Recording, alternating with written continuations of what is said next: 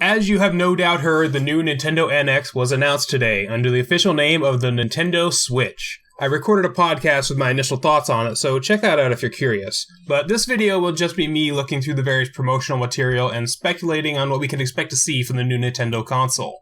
Keep in mind, this is just my own opinion and speculation based on existing evidence. The things I will be discussing here range from verifiable facts to unconfirmed rumors and speculation, so take this all with a grain of salt.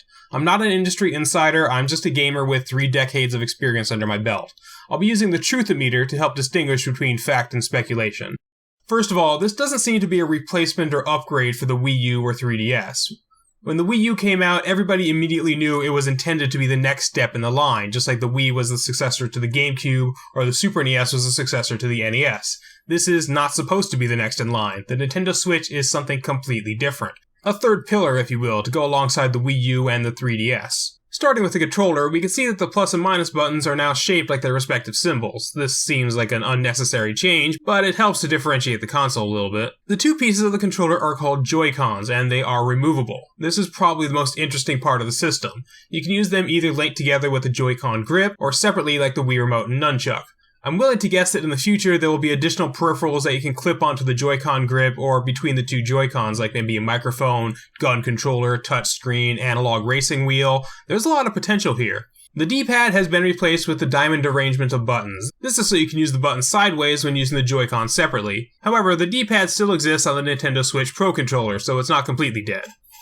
The 4 lights on the Joy-Con grip look similar to the lights on the Wii U Pro controller or the Wii Remote to distinguish the player number. It's also possible it represents battery power since the Joy-Cons will likely need to be charged either from the Joy-Con grip or the Nintendo Switch dock itself. Additionally, we have the home button on the right and what I assume to be the power button on the left, as well as shoulder buttons on the top, 2 for each Joy-Con. From this image we can see that it'll have 2 shoulder buttons on each side, so RZ and LZ are still present. Looking at the system itself, we have the volume buttons, power button, headphone jack, and a port where the game card goes. There's also vents here, which is an indication that the tablet will have its own processor, including heatsink and cooling system. The Nintendo Switch will use cartridges. These seem to be completely different than that of the DS or the 3DS, so backwards compatibility is likely non-existent. There also doesn't seem to be any way to use discs, so again, no backward compatibility. This further reinforces the idea that the Switch is a completely different console, not a successor to an existing one. However, I don't see any reason why it would not be compatible with most games available on the Nintendo eShop. With the possible exception of DS games, this thing should be able to run anything up to the Wii era. It's just a matter of whether or not it's available on the eShop, and that's on Nintendo to make the right choice.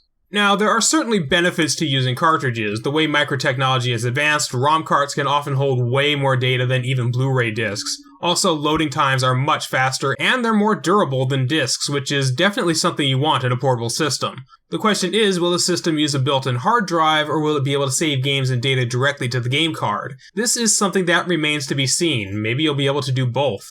I am hopeful, but hesitant to say whether or not the Switch will work with existing Wii Remotes and the Wii Pro controller. Logically speaking, there's absolutely no reason why it shouldn't. They feature the exact same buttons in an almost identical layout. If they don't allow cross-compatibility between the systems, there had better be a very good reason, or Nintendo are greedy dicks. Now let's take a look at the dock. There's not too much we can speculate from the few images we have.